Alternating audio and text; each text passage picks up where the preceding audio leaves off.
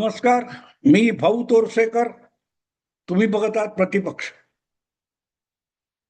मित्रांनो, 22 जून 2026 हा दिवस असा आहे की त्या दिवशी शिवसेनेच्या राजकारणाचे 3-13 होऊन गेलेले. म्हणजे 3-13 ही बोलायची पद्धत आहे. पण योगायोग असा की 22 जून 2026 या दिवशी शिवसेना ज्या दोन आहेत, या दोन शिवसेनेच्या राजकीय जीवनामध्ये 3 आणि 13 या आकड्याला महत्व आलेलं आहे. याचं कारण उद्धव ठाकरे यांच्याकडे आज लोकसभेतले फक्त 3 खासदार उरलेले. कारण त्यांनी 2024च्या निवडणुकीत 2 वर्षापूर्वी जे 9 खासदार निवडून आणलेले होते त्यापैकी 6 खासदार उद्धव ठाकरेंना कंटाळून एकनाथ शिंदेच्या कोर्टात दाखल झालेले आहेत. अर्थात हे प्रकरण गेले काही महिने चालू होतं. ऑपरेशन टायगर ह्या वावड्या उठायच्या, पण पुढे काही व्हायचं नाही. पण ते 6 खासदार निघून गेले. त्यामुळे उद्धव ठाकरे यांच्याकडे आता फक्त 3 खासदार लोकसभेचे शिल्लक राहिलेले. पण योगायोग असा की ते 3 खासदार हे एकनाथ शिंदे यांच्या शिवसेनेत गेल्यामुळे लोकसभेत शिंदे यांचे जे मूळचे 2 वर्षापूर्वी निवडून आलेले 7 खासदार आहेत, त्यामध्ये या 6 खासदारांची भर पडली की लोकसभेत एकनाथ शिंदे यांच्या शिवसेनेचं संख्याबळ हे 13 वर पोहोचलेलं आहे. त्यामुळे उद्धव ठाकरे यांच्या कारकिर्दीमध्ये शिवसेनेचे 3-13 झाले असं म्हणायला हरकत नाही. कारण उद्धव ठाकरेंकडे उरले 3 आणि एकनाथ शिंदेचे झाले 13. एक प्रकारे महाराष्ट्राच्या राजकारणामध्ये एकनाथ शिंदे यांनी काँग्रेसची बरोबरी केलेली आहे. 2 वर्षापूर्वी झालेल्या लोकसभा निवडणुकीत 2024च्या काँग्रेसने फार मोठी झेप घेतली होती. 19 मध्ये काँग्रेसला कसाबसा 1 खासदार लोकसभेचा निवडून आणता आला होता. 2024 मध्ये महाविकास आघाडीच्या नावाखाली जी लढाई लढली गेली त्यामध्ये काँग्रेसच्या वाट्याला एकदम 13 ही संख्या आली. जो भाजप 19ला 23 खासदारांचा पक्ष होता तो 9 पर्यंत खाली आला. काँग्रेस 13, भाजप दुसऱ्या क्रमांकाचा म्हणजे भाजप आणि उद्धव ठाकरे यांची उभाटा शिवसेना प्रत्येकी 9-9, एकनाथ शिंदे 7, एक अपक्ष आणि एक अजितदादांचा, अशी विभागणी होती. पण आता उद्धव ठाकरे यांचे 6 खासदार लोकसभेचे हे एकनाथ शिंदेकडे गेल्यामुळे त्यांचं लोकसभेतलं संख्याबळ हे आता 13 पर्यंत जाऊन पोहोचले. त्यांनी काँग्रेसची बरोबरी केलेली आहे. भाजप सुद्धा मागे पडलाय शिंदेच्या. पण अर्थात त्यांनी काय राजकारणामध्ये फरक पडत नाही. एकनाथ शिंदेचे 13 खासदार किंवा आधीचे 7 खासदार हे जर एनडीएच्याच पाठीशी उभे राहणार असतील तर दिल्लीच्या किंवा संसदीय राजकारणामध्ये फार मोठा फरक यामुळे पडणार नाही. हा एक आहे की आज येणाऱ्या पावसाळी अधिवेशनामध्ये मोदी सरकार जी विधेयक आणतील त्याच्यामध्ये हक्काचे आणखीन 6 खासदार वाढले आणि उद्धव ठाकरे यांचं संख्याबळ नको तितकं घटलेलं आहे. अर्थात त्यामुळे उद्धव ठाकरे काही मनावर घेऊन काही करतील असं मानायचं कारण नाही. आणि हे सगळं डबल धमाका म्हणतात तसं आहे. ज्या दिवशी हे खासदार अधिकृतरित्या ऑपरेशन टायगर म्हणून यशस्वी करून शिंदेच्या पक्षात दाखल झाले, त्यांना अगदी शाल पांघरून आणि पुष्पगुच्छ देऊन पत्रकारांसमोर एकनाथ शिंदेनी जाहीररित्या आणले.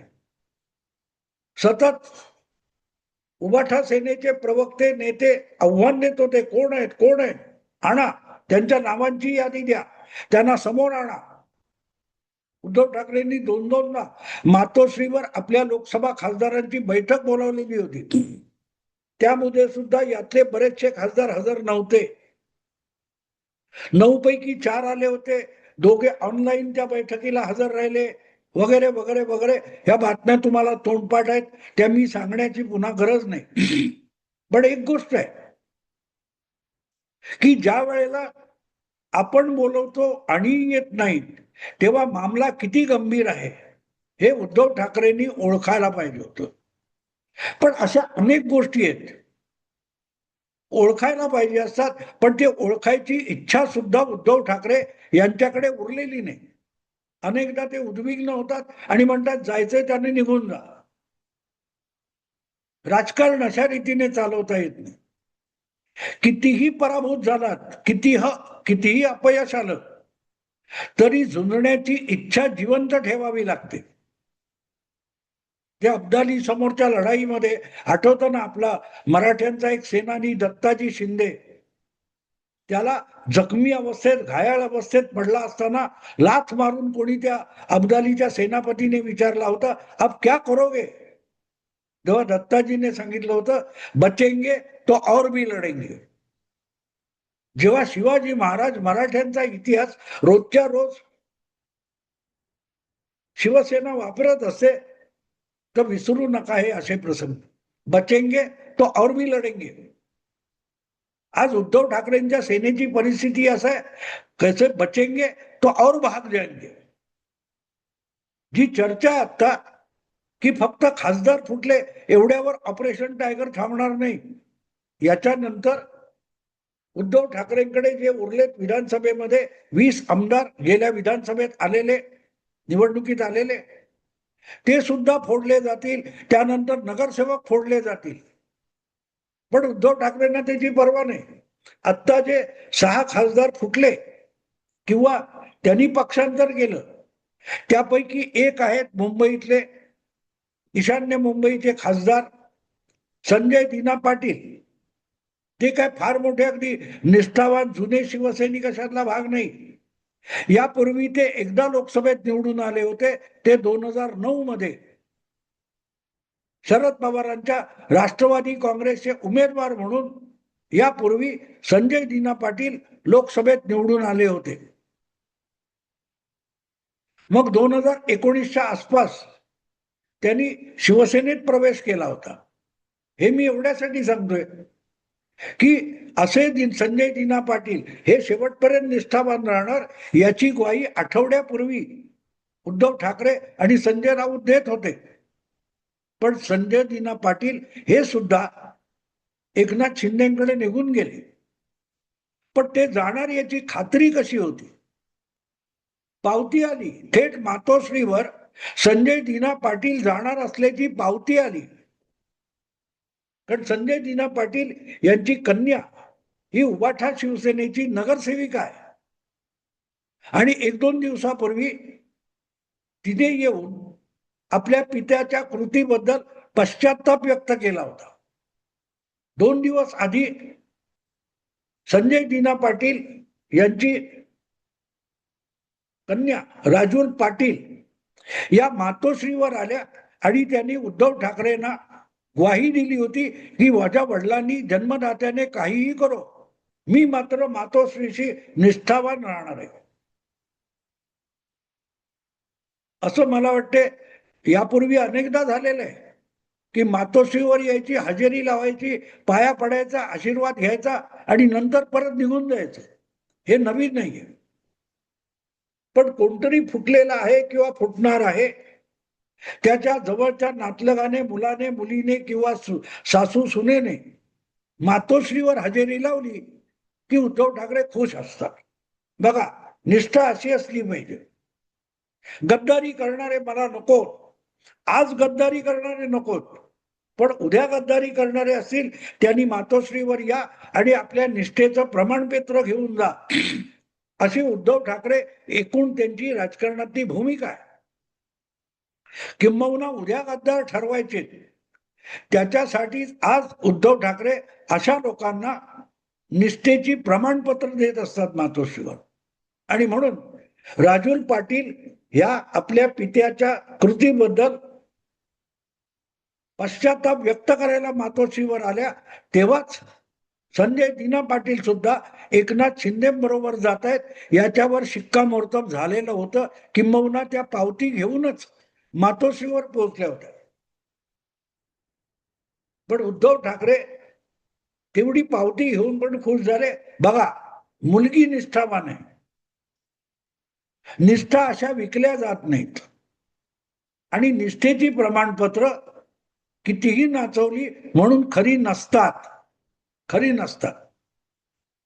आज जे निष्ठावान आहेत हे उद्या तुमच्याकडे असतील ह्याची कोणीही हमी देऊ शकत नाही.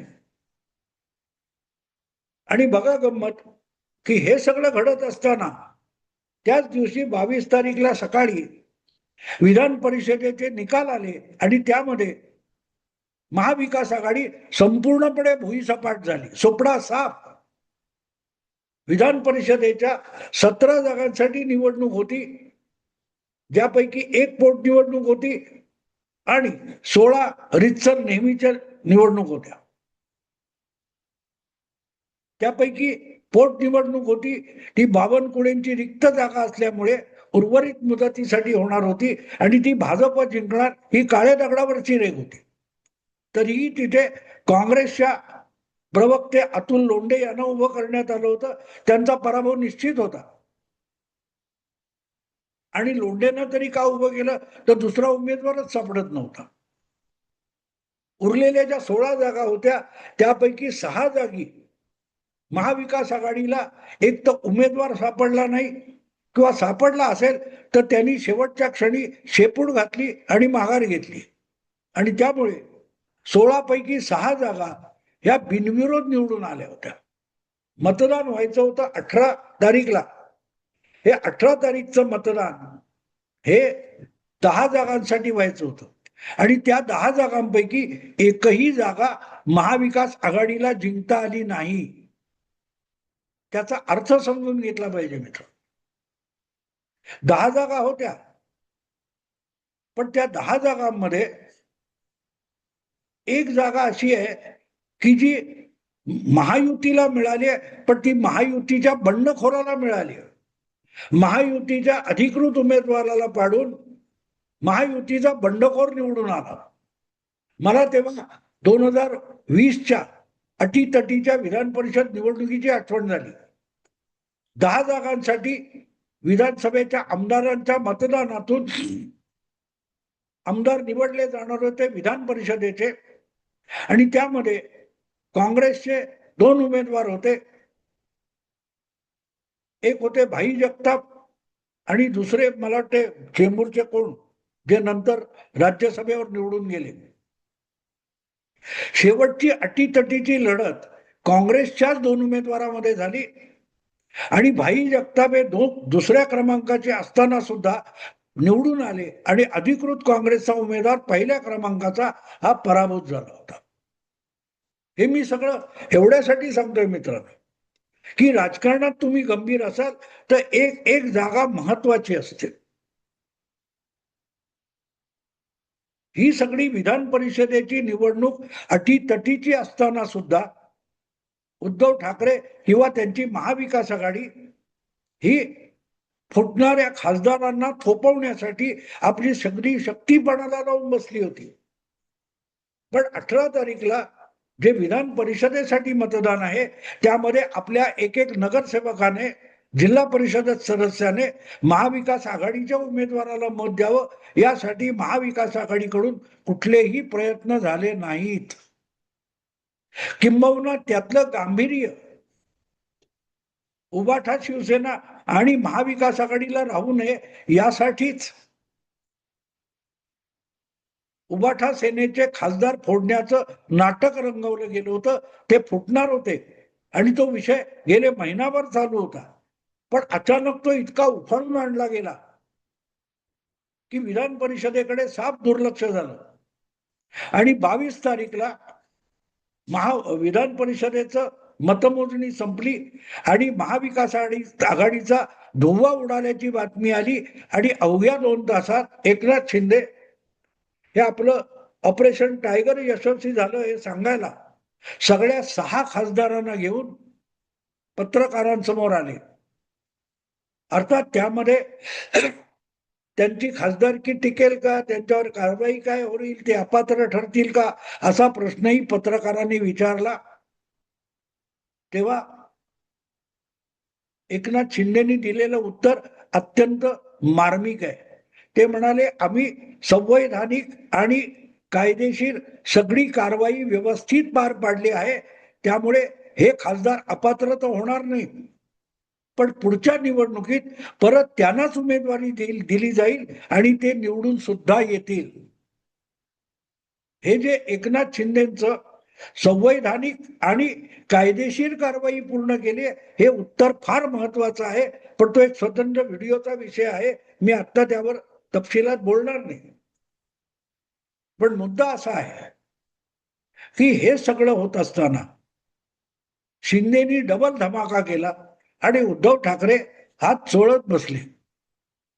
त्यांनी उर्वरित विधानसभेचे आमदार वगैरे यांची एक बैठक घेतली. चेहरे समोर आणा, नाव समोर आणा, त्यांचा फोटो दाखवा, हे दावे करणारे पुरते तोंडघशी पडले. पुरते तोंडघशी पडले. बघताना वाईट वाटतं मित्रांनो. शिवसेनेचे असे 3-13 झालेले बघून वाईट वाटतं. कारण कधी काळी या शिवसेनेच्या मुखपत्राचा मार्मिकचा मी कार्यकारी संपादक पण होतो आणि शिवसेना मुंबईच्या पलीकडे महाराष्ट्रभर पसरली त्या कालखंडामध्ये मी शिवसेनेच्या भूमिका मांडण्यासाठी बरंच लिखाण सुद्धा केलेलं आहे. त्यामुळे ती शिवसेना आणि तिचे 3-13 होताना बघून वाईट वाटतं. अर्थात मला जितकं वाईट वाटलंय तेवढं उद्धव ठाकरे आणि त्यांच्या निकटवर्ती सवंगड्यांना वाटत असेल अशी शक्यता कमीच आहे. बघू काय होतं ते. आत्ता थांबतो. आवडलं लाईक करा, शेअर करा आणि प्रतिपक्षाला सबस्क्राईब करा. नमस्कार.